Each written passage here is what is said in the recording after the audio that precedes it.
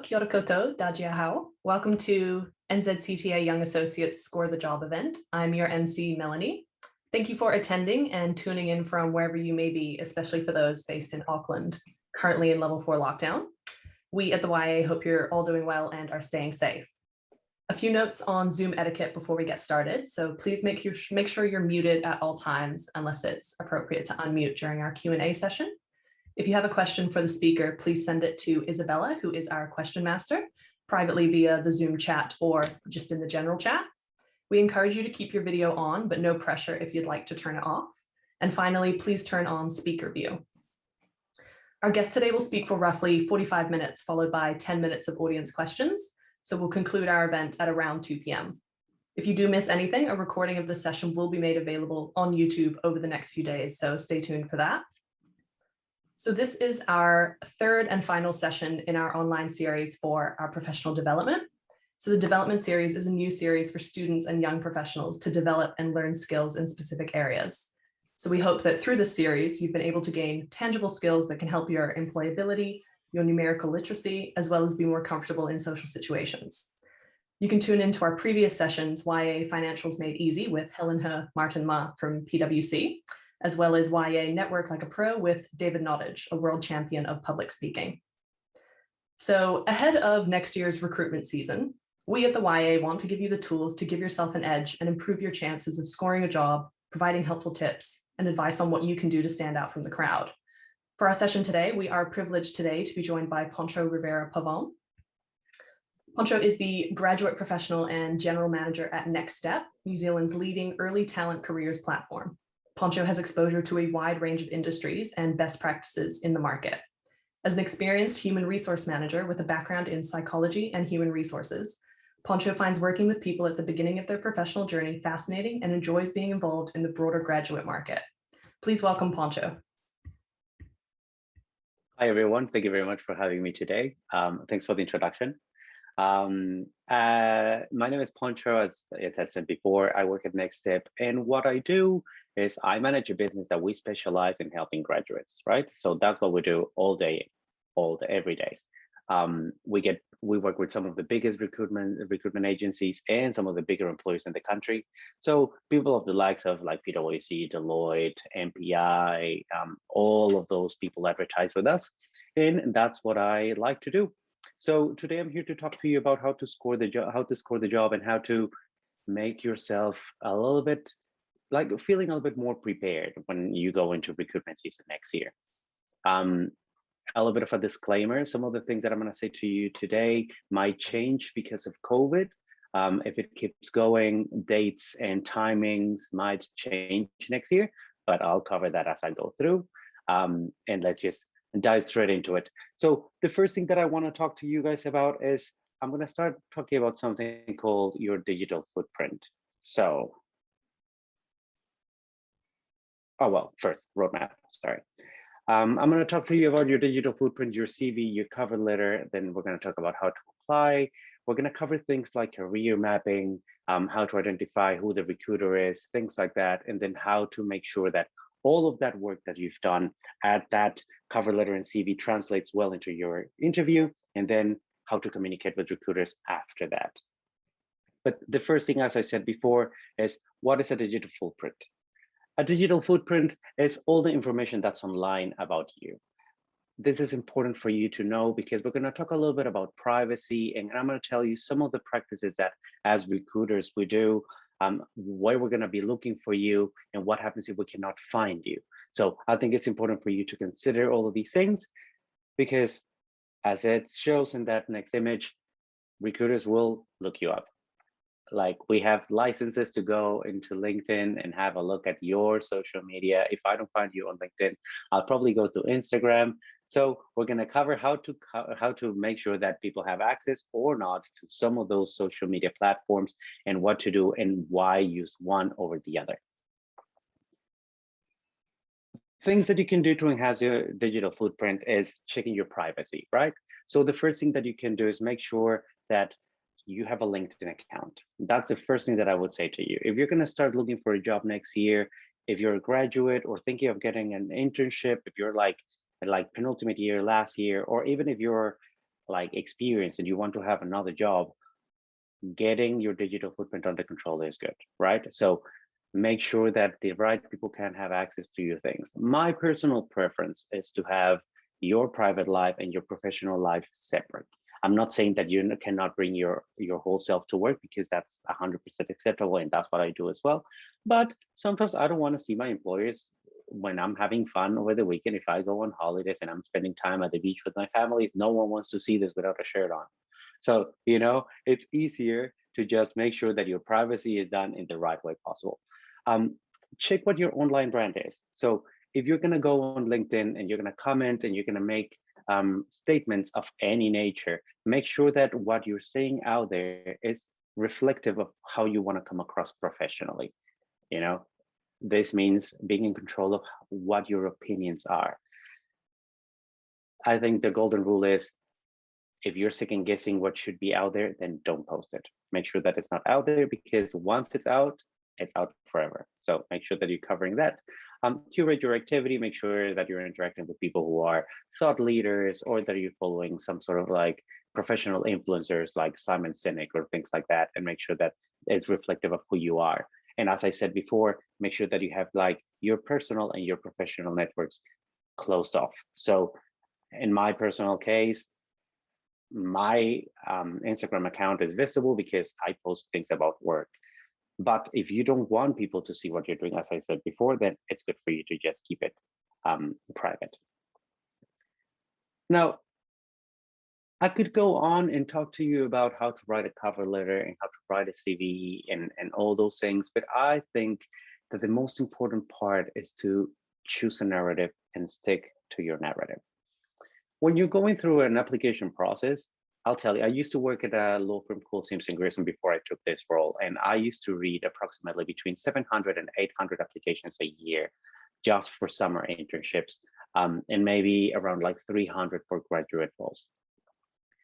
When you're going through all this process, we get a lot of applications, right? And after application number 51, they all seem the same. So what can you do to stand out? I think the first thing that you can do is just choose a narrative, right? How do you want to come across? What are the parts of your life or your academic background or your professional background that you want to share with the world, right? And make sure that it's consistent all the way across, from your resume to your cover letter, to your interview, to your networking sessions.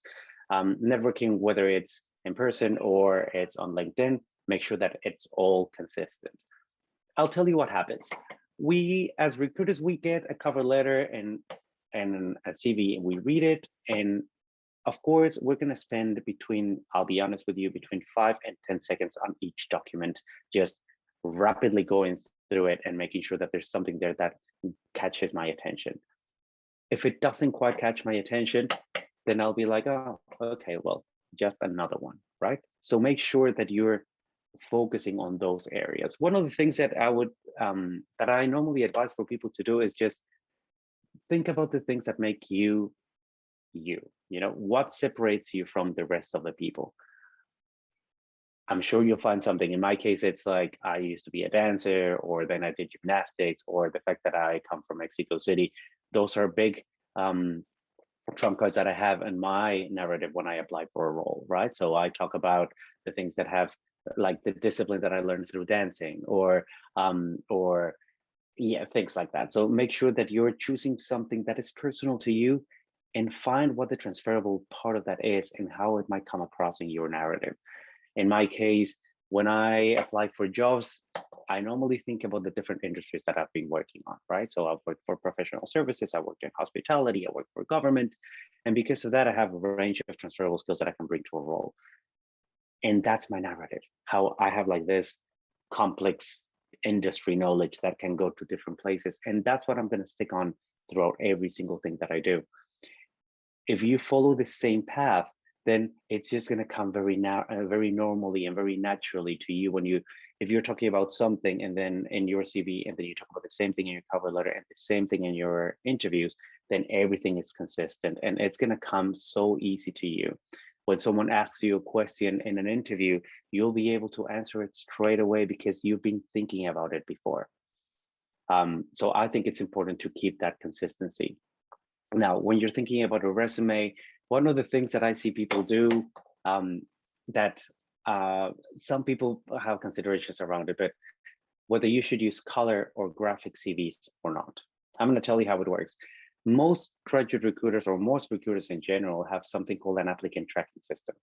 So that's how we process our applications. When you go to a website and apply, on the back end, we can see the name, the documents, and all your information pretty much. There might be some applicant tracking systems that cannot like absorb the information from a graphic CV and put it into the system, but the system will let you know. So I would say if you want to stand out, have a graphic CV, but then also have a Word document that you can submit in case that the applicant tracking system doesn't work in that way. You will get the information on it once you're applying. Some employees might tell you that they want all your documents merged into one PDF, or they might ask for particular things. So make sure that it's all there, that it all matches. And if the system doesn't allow graphic stuff, make sure that you follow up with the recruiter later on and say, hey, I just wanted to make sure that my application went through because I know that the system might not take this graphic CV. Now, cover letters are something that I really like. This is just particular, and it's particular to every recruiter. Some recruiters like them, some recruiters don't. In my case, I think that they're really cool because they allow you to showcase your personality and talk about who you are, right?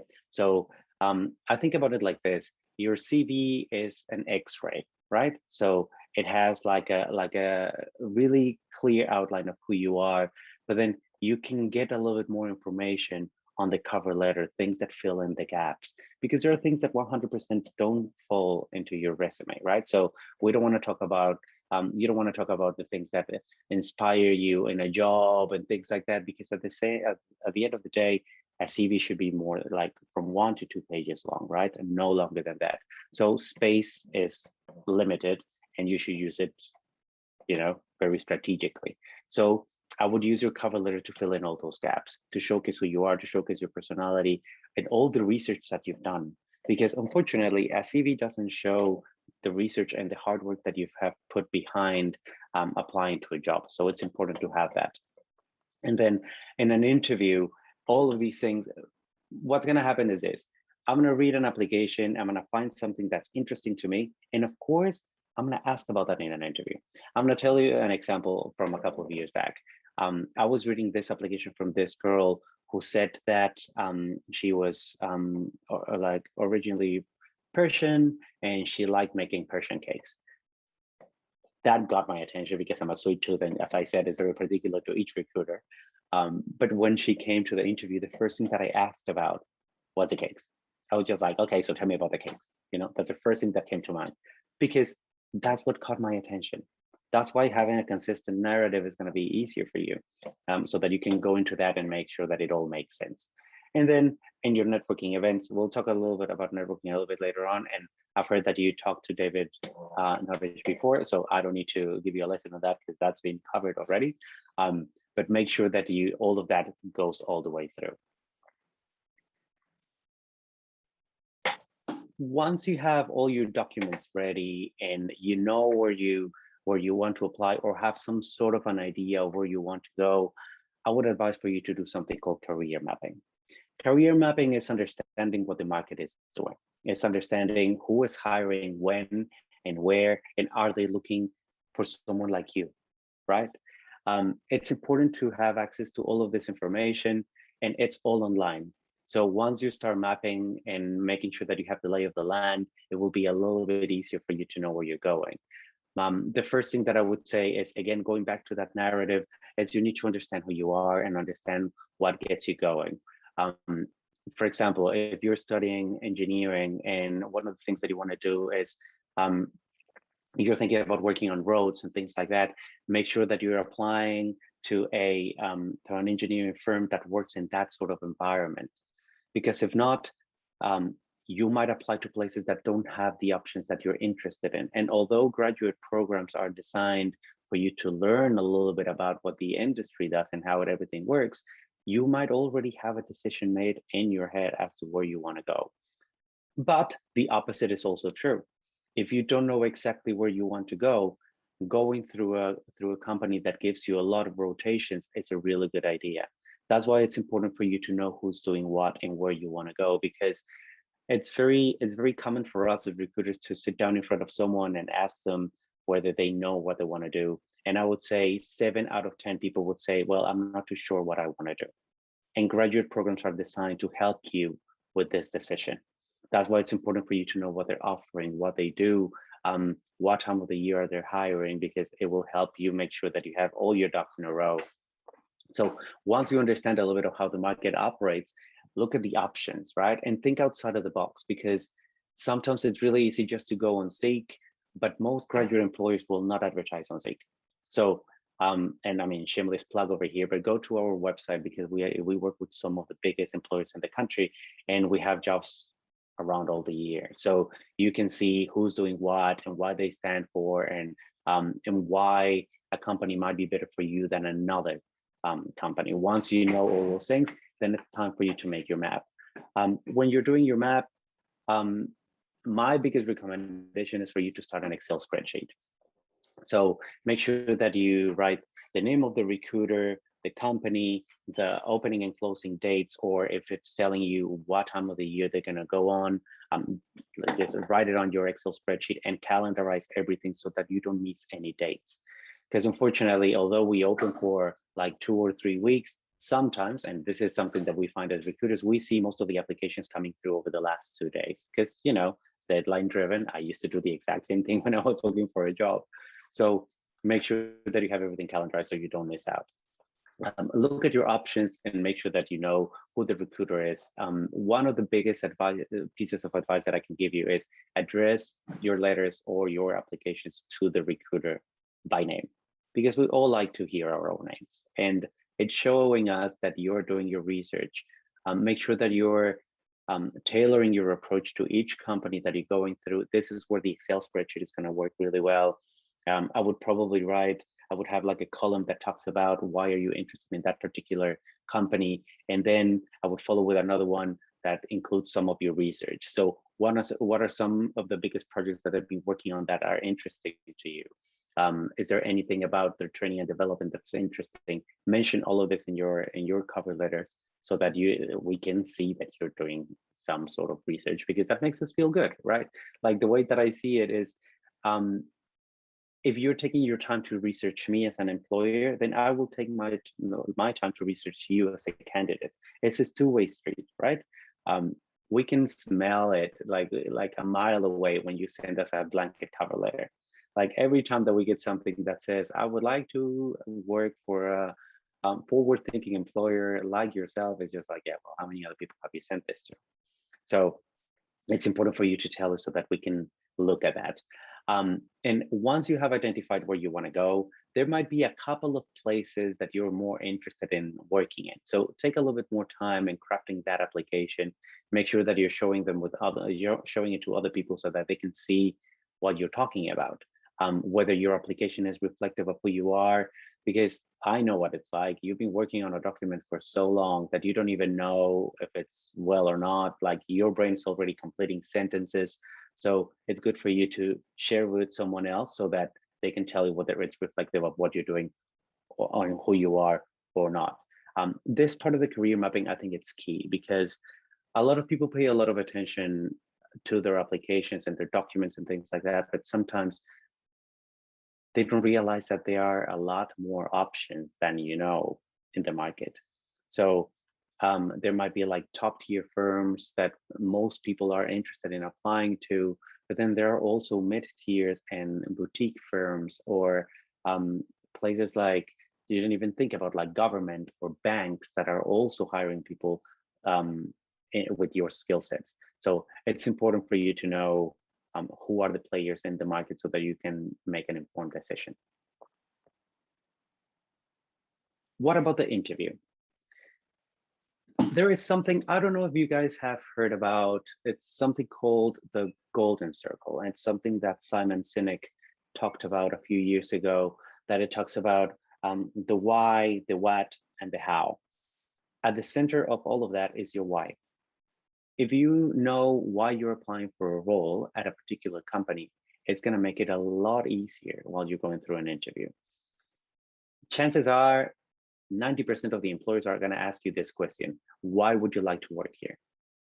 And the answer is not because I need a job, right? Because you get that with like, yeah, okay, well, I get that, but why here? You know, if you're connected to your own why, then it's going to make it a lot easier. Like, what parts of the company are you identifying yourself with? All of that.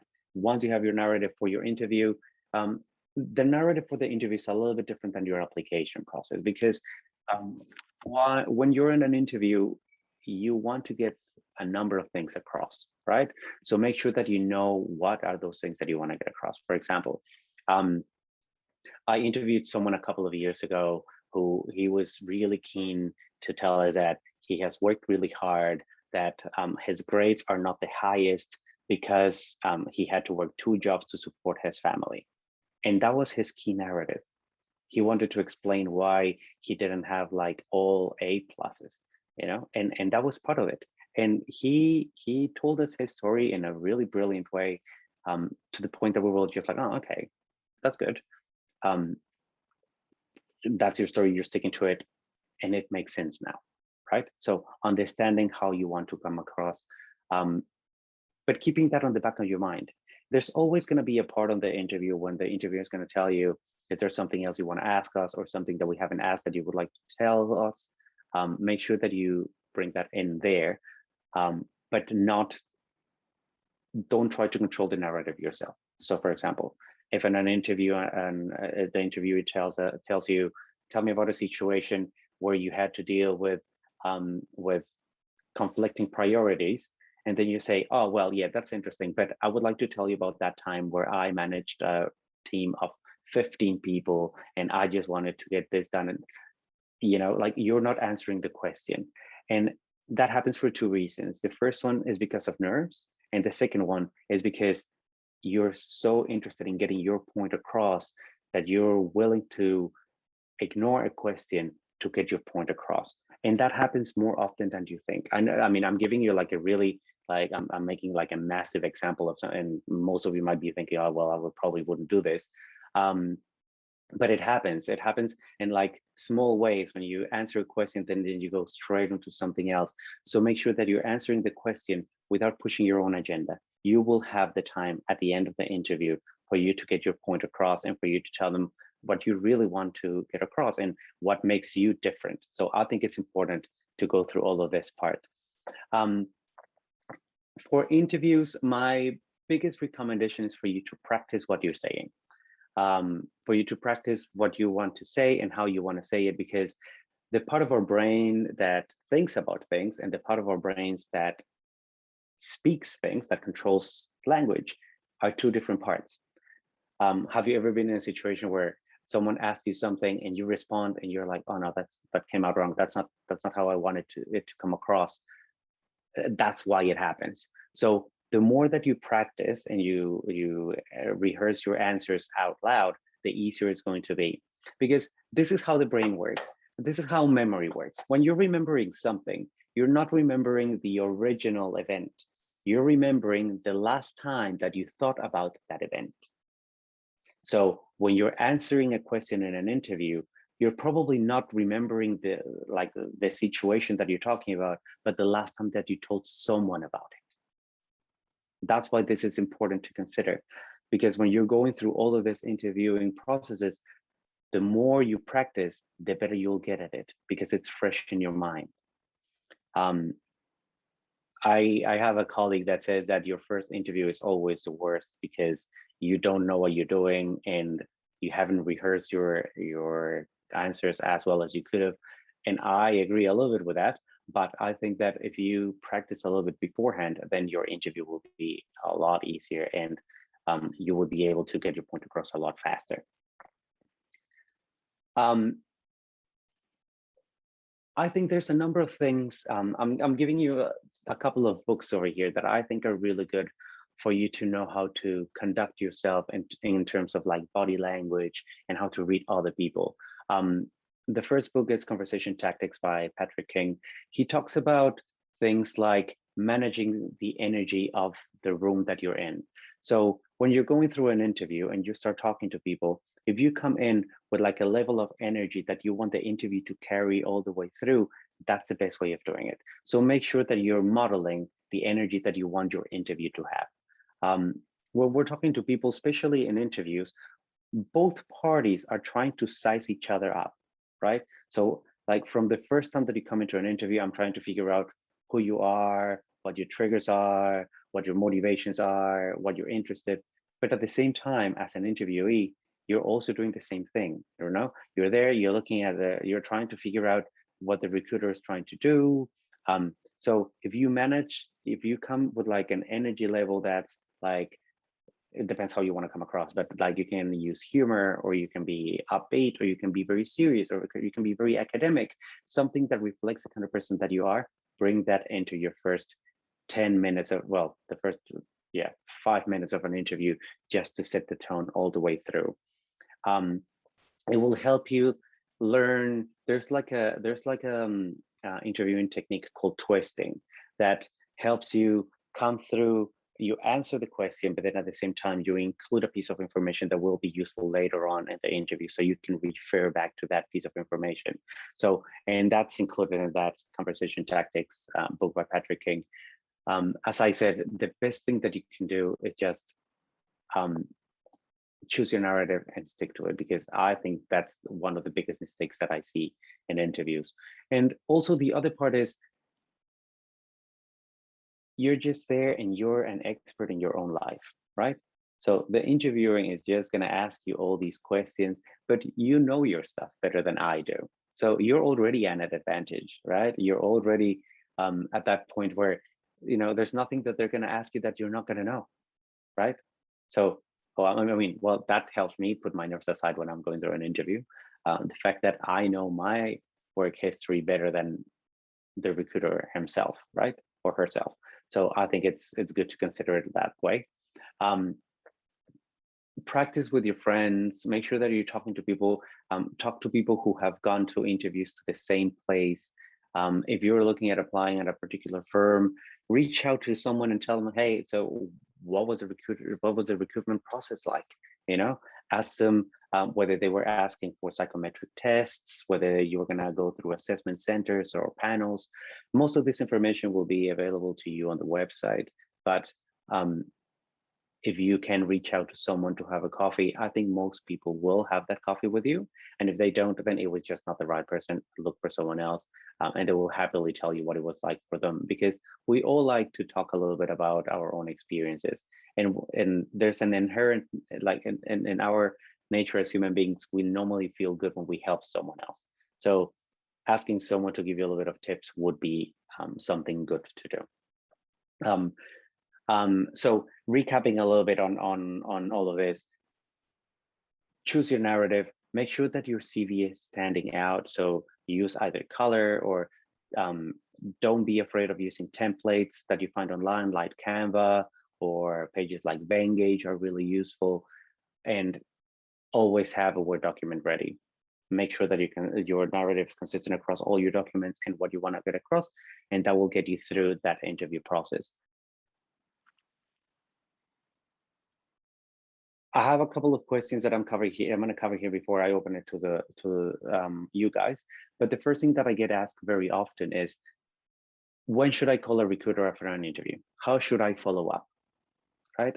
This is something that gets us a little bit nervous. What I would say is, particularly if you're going through a graduate recruitment process, it's a long and tedious process, right? It's long and tedious. There's a lot of things that you guys don't see that we have to do on the background. Like every time that we find an interview, we need to write a report and send it to the hiring managers, et cetera, et cetera. So give the recruiters time. I would normally follow up with an email, maybe like a week minimum, like a week after the interview has happened, but the recruiter will tell you what the next steps are going to be. If someone tells you that they're going to call you on a Friday and then they don't call you on a Friday, then flicking them an email on a Monday is completely fine.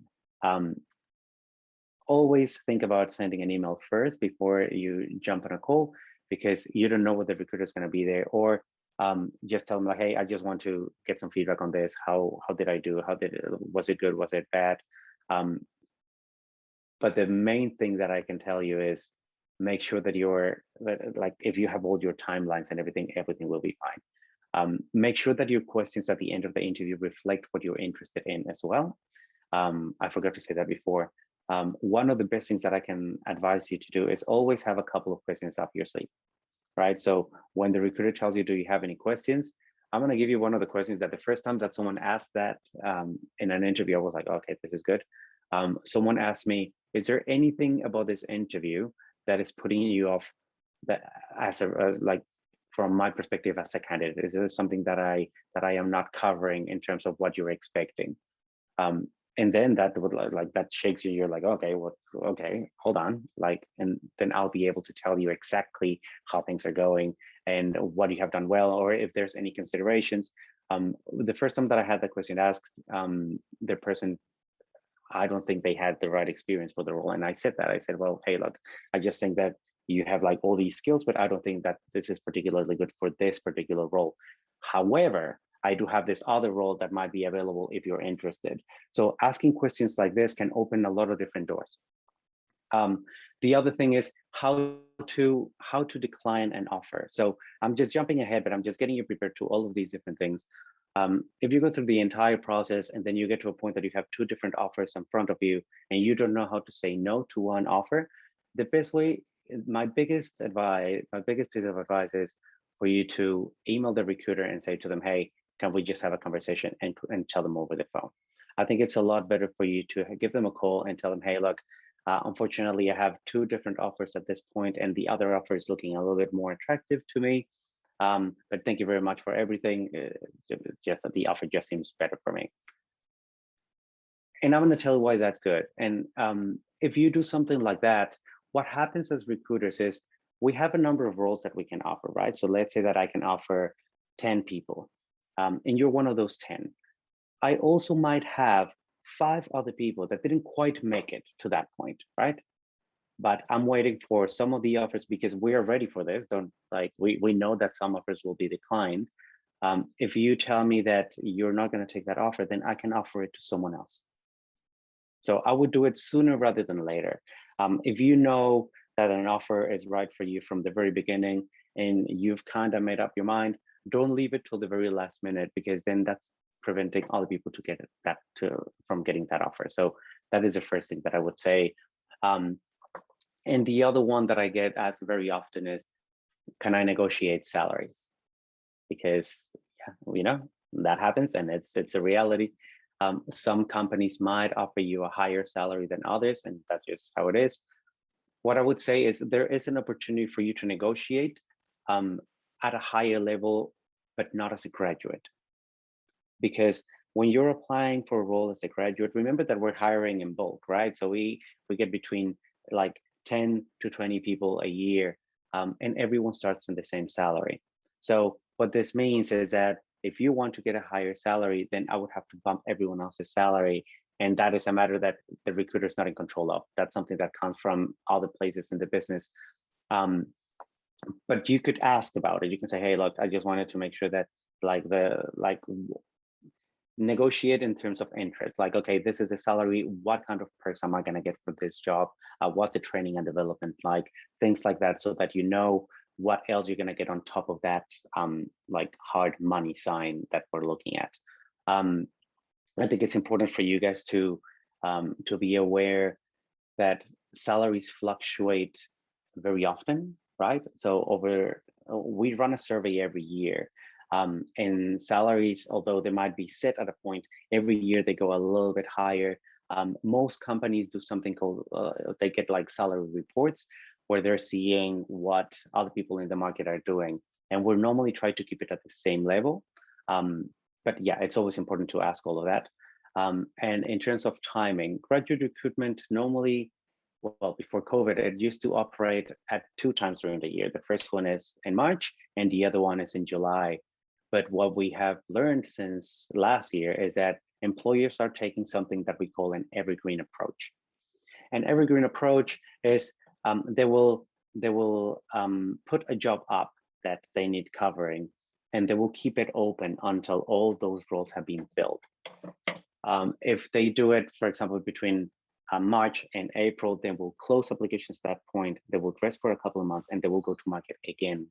And we see that happening more and more in comparison to other years. So there are employers that are advertising 2, 3, or 4 times during the year so that they can top up their numbers. And this is just a reflection of the economic landscape right now. A lot of employers don't know for sure how many people they need. So they are taking very conservative numbers. They will say, well, you know what, we normally hire 20, we're going to go for 12 this time around. And if we need more, then we'll top it up. So I wouldn't feel defeated if you don't get an opportunity in the first round in March, because employees are going to market constantly. So just make sure that you're having a look at what they're doing on their website, because all this information will be available to you. And yeah, I'm trying to include as much information as I can in 45 minutes. So if you guys have any questions, now would be the time. I'm going to stop sharing my screen though, so I can see the chat, because I cannot see it right now. And yeah, but yeah, feel free to send me your questions. Thank you so much for that presentation, Poncho. That was super insightful. I think even the statement, you're an expert in your own life, I feel like it's easy to forget when you go into interviews and you get nervous, but ultimately you do know yourself best and you know what your experience is best. So that's something that definitely I'll remember next time I go into an interview. That brings us to our question and answer segment. So I'll now pass over to Isabella, our question master for this session, and she will run through any questions that you guys have sent through. Yeah, thanks, Mel. The first one that I have is, do you have any tips on dealing with lots of rejections? How do you persevere and keep applying and keep that motivation up? Okay, that's a really good question. I would say that one of the things that happens, and it's just, I see everything through the lens of psychology, and hopefully this helps you. But the reason why a rejection feels so bad is because the same part of your brain that controls pain, physical pain, gets activated when you feel rejected. So once you know that that's what's happening, that once you feel rejected, that's what's happening, and understanding that it's a physiological response, it makes it a little bit easier for you to mitigate that, because you know what's going on. You're like, okay, cool, this is gonna pass, right? So it's a matter of being persistent when you're applying for roles. What I would say is it really depends on what part of the recruitment process you've been declined at, because if you keep getting rejections at the initial stage, then that means that there's something wrong about your application, right? Or it doesn't necessarily mean that it's wrong, but maybe there's something missing, right? So I would reevaluate that so that you can know where the situation happens. If it's happening at different stages of the process, let's say that it happens during an interview, then call the recruiter and ask them for feedback. Most of the recruiters will be able to give you that feedback face to face if they have met you for an interview. It's a little bit harder to provide feedback on an application at the beginning, but if they have met you, then ask for that feedback and make sure that you're taking that into consideration when you go to your next interview. That's how I would deal with it. Yeah, thank you. The second question is that someone asked in the chat as well. I'm in my late 20s and I want to switch my career path. Is it a hindrance to get into graduate roles? I wouldn't say that it's a hindrance to get into graduate roles. I'll give you a good example. The last time that I ran a graduate recruitment process for when I was working at a law firm, I hired someone who was 44 years old, who had been an investment banker and an accountant, and then decided that he wanted to do law. And it was no hindrance at all. Like right now, employers are looking for diversity, and it's really front of mind for us. So I don't think it's a hindrance. What I would say is I would take the information that you already have from your previous roles and all of your transferable skills and make sure that you know how to market them. Because for me as a recruiter, when I see those skills, I'll be like, oh, okay, cool. Then you're not going to need as much supervision. Your development is going to be way faster. So yeah, welcome, come. Yeah. Thank you. Good question. How should we choose? How should you choose your references? Should you choose one or two really good ones who you know you really well, or provide several options to give some variety? I would say that when choosing your references, I would have two kinds of references. I would have someone that is a professional reference and someone that provides a personal reference, right? So because they can speak about you in different ways. I would normally have three of them to call on in case that I go through a process like this. And it's normally people that you work really closely with and know you. So I would normally keep it nice and short. You don't need to disclose who your references are in your application process. You can keep those to yourself and then choose, because that's a way of you controlling who they're going to talk to, right? So keep your references to yourself. And then once they ask you to go to them, think about who would be the best person to give you a reference for that particular role. Because maybe in that role, it really depends on what you're applying for, but there might be one of those people that you have as references that can speak about particular things that are more relevant to a particular role. So I would keep them to myself. Yeah. All right, thank you. Now we have a few more here, so I'm going to just go through them. How to read and respond to body language and tone when you're in an online interview. I think this is also asking what's, if we're doing online interview, what sort of things that we need to watch out for in comparison to the physical interview. Yeah, that's, since last year, I can only tell you how many times I've thought about this. It is very, very different because when you have someone in front of them, you tend to size people up really fast. Whereas when you're in a Zoom environment, it's a little bit harder because all you can see is from here up, like, you know. So when going through Zoom interviews, what I have found is that people are paying a lot more attention to the content of the interview. So what has been said in there as opposite that focusing so much on the body language. I would say that something that you can do is just look at the recruiter and see what they're doing. Pay a lot of attention to their faces. Although we're sort of trained to keep like a poker face, you'll be able to tell whether what you're saying is exactly what they want to do, because we cannot help it. If you say something that, if you're responding to a question in a way that I want you to answer, I'll probably smile a little bit. And it might be like a microsecond where you just say like, and then it goes away. Yes, keep paying attention to that, but then also pay a lot more attention to the content. So what is it that they're asking? If they're asking about the same thing over and over, then that means that part of your answer has not fully answered the question that they're asking. So that's what I would pay attention to. Thank you. Yes, the world has dramatically changed. Yeah. How could you please elaborate more on some conflicting narratives that you've come across, and a few examples of, Okay, good question. I'll give you, I mean, I'm using my previous year because that's the one that I have most examples about, but I had someone who wrote a cover letter about, I mean, I used to work at a corporate law firm, right? So the cover letter and their application was really, really focused on the corporate side of things, particularly mergers and acquisitions. And when we went through the interview, the person that sat in front of us was really into human rights and things like that that are not covered within a corporate law firm. Like we couldn't cater to them in that way, right? So we don't do, I mean, this most similar thing that I can do in terms of human rights would be employment law, right? Or resource management.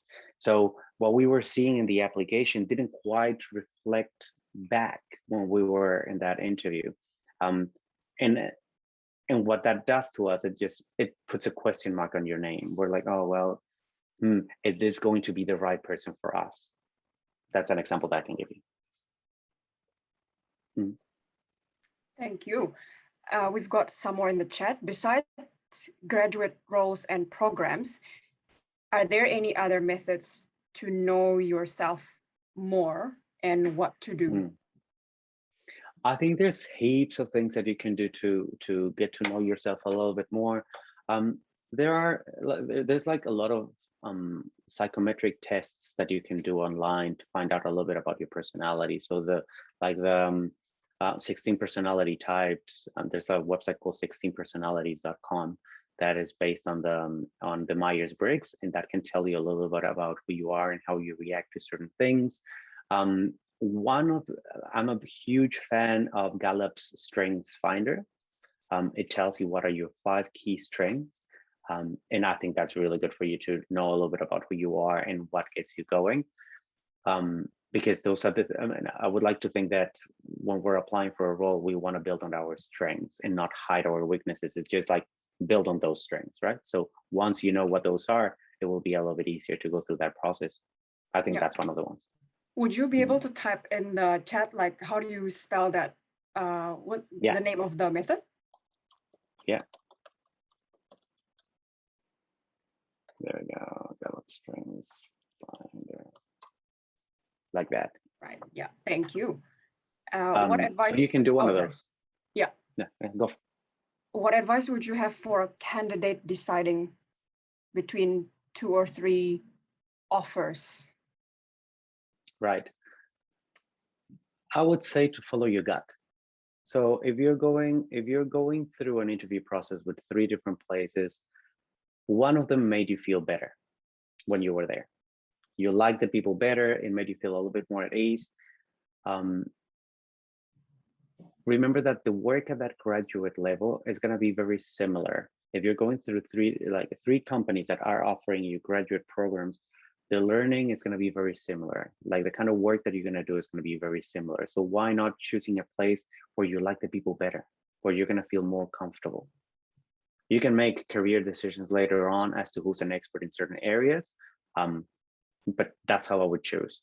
Unless you know exactly where you want to go and one of those employers is an expert in the field that you want to be an expert in, then I would choose them, because then you know exactly where you're going.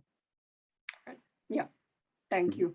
I have another one. Is it, you spoke about the addressing the cover letter to the recruiter and, with their name.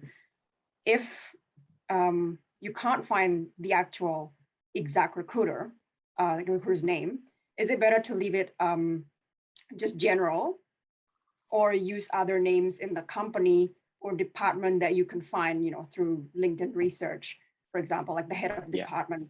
Yeah, I would say I would address it to the recruitment team. So I would say, for example, if you don't know who the recruiter is, but you know that it's for, I don't know, KPMG, I would find who the head of recruitment is at KPMG, and I would say, dear, whatever your name is, and the recruitment team, So then you're making it more so that you can show that you've done your research, that you know who one of the people in there are, and just address it generally. Yeah.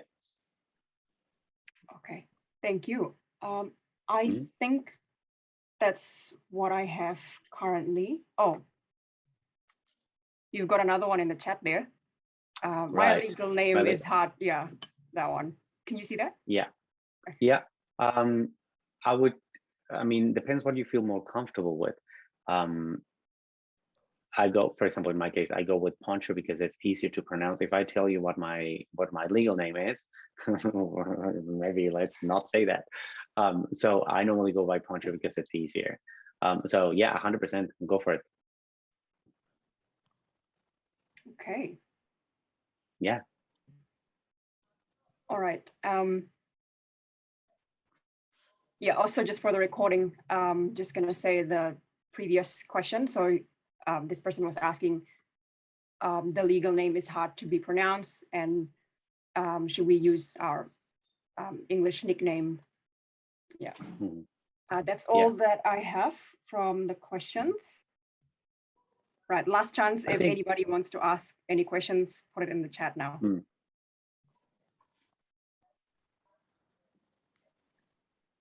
I actually have a question myself, if that's all right to ask. Yeah, so of course.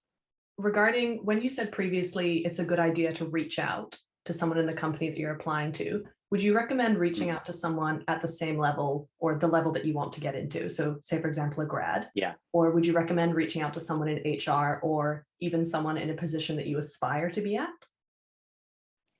I would choose either of them. It depends on who you feel more comfortable with. For example, what I tend to do in the past is, if someone, what might happen is this: if you reach out to someone in HR, they might find someone at your level to connect you with. So that's what I used to do in the past. I would get like emails from students from Auckland Uni or from Canterbury, and they would be like, hey, I want to talk to someone about recruitment. And I would give them my side of things. And I would say, but if you want to talk to someone who has gone through the program and knows what they're talking about, then I could introduce you to X, Y, or Z. Okay. Yeah. Gotcha. Because then they're gonna tell you what it's like from the candidate perspective, what was good for them, what was bad for them. Whereas if you're talking to HR people, we cannot help but try to sell you the program, That's a good point. I guess they give you that extra insight, or I guess what they found easy or hard through their own recruitment, which could be helpful. Yeah, exactly. Yeah. Okay, perfect. Is it the paid Clifton assessment? Yes, I think so. The thing, like I got my one when I bought the book. So I bought a book, and then with that book you can just get your strengths finder. So yeah, have a look. I think there are places where you can get it for free, but I'm not too sure whether that's still happening. And the other one, do you headhunt candidates? We do. Not very often, but we do. And I'm going to tell you how it works. We normally, most businesses would sponsor some sort of competitions at the universities, and we keep an eye on who the winners are. And because that company is sponsoring that competition, then I already have some people's names and emails on file. So I would probably reach out to them and be like, hey, you won this competition, or you almost won, or you did a great job. We're about to go to market. Would you be keen to apply for a role? So that does happen. Yeah. I think that's it, Mel. I received no further questions. Okay, perfect. Thank you so much. A big thank you to everyone who. Yeah. Oh, yeah. Do we have time for one more? Yeah, go for it. Okay. Yeah. Yeah. What network events to go to get headhunted? Everything that your university has, when they advertise that some of the graduate recruiters will be there, go to them and make sure that you make a beeline straight to the recruiter and talk to them. And also, like all of these like competition events and things like that, talk to the people at your university who manages careers, because they would also be able to help you meet some of the people, or tell you when the networking events are going to happen, or things like that.